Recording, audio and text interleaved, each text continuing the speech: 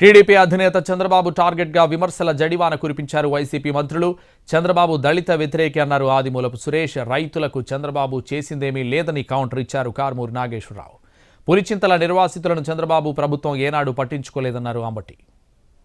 దళితులైనా బీసీలైనా ఎస్టీలైనా కేవలం ఓటు బ్యాంకుగా మాత్రమే చూస్తారు. అందుకే ఆయన ఎంత దాచుకోవాలనుకున్నా కూడా ఆయన మైండ్లో దళితుల మీద ఉన్నటువంటి భావాలు అప్పుడప్పుడు ఇట్లా బయటపడతా ఉంటాయి. దళితులుగా ఎవరైనా పుట్టాలనుకుంటారా? దళితులు మేము ఎవరం కూడా ఈ మాట వినే పరిస్థితుల్లో లేము. చంద్రబాబు నాయుడు గారు ఒక్కసారి గుర్తుపెట్టుకోండి. మేమందరం కూడా ఈరోజు జగనన్న ప్రేమకు, జగనన్న ఆప్యాయతకు మేము లొంగిపోయాము.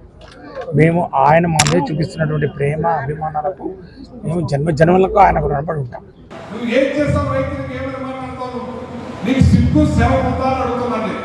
నీకు దమ్ముంటే ఏమన్నా రండి. నీ 5 సంవత్సరాల్లో రైతులకు ఏం చేసావు, మేము 5 సంవత్సరాల్లో ఏం చేసామో చూపిస్తాను. నీవు ఏం చేసి ఎన్ని రకాలుగా రైతులు ఇబ్బంది పెట్టావు. వ్యవసాయం దండగన్నమాట నువ్వు.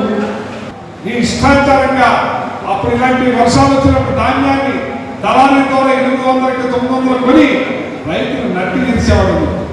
జగన్మోహన్ రెడ్డి గారి ప్రభుత్వం పేద ప్రజలకు మేలు చేయాలనుకునేటువంటి ప్రభుత్వం. గుండె మీద చేయి వేసుకొని చెప్తున్నా. పూర్వం ఉన్న ప్రభుత్వాలు పెత్తందారీ ప్రభుత్వాలు.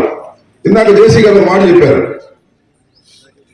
అసైన్మెంట్ భూములు పేదవాళ్ళకి అసైన్ చేసుకోమని గవర్నమెంట్ భూమి ఇస్తారు. అది అమ్ముకుని అక్కలేదు, పట్టించుకోవడం లేకపోతే వదిలేసేవారు. కానీ జగన్మోహన్ రెడ్డి గారు ఏం చేశారంటే, ఎవరైతే అసైన్మెంట్ భూములు 20 సంవత్సరాల క్రితం ఇచ్చి పండించుకుంటున్నారో వారికి సర్వ హక్కులు ఇచ్చే విధంగా కేబినెట్ లో పాస్ చేసి జీవో ఇష్యూ చేశారు. 20 సంవత్సరాలు ఉంటే అది సొంత భూమి, అమ్ముకో.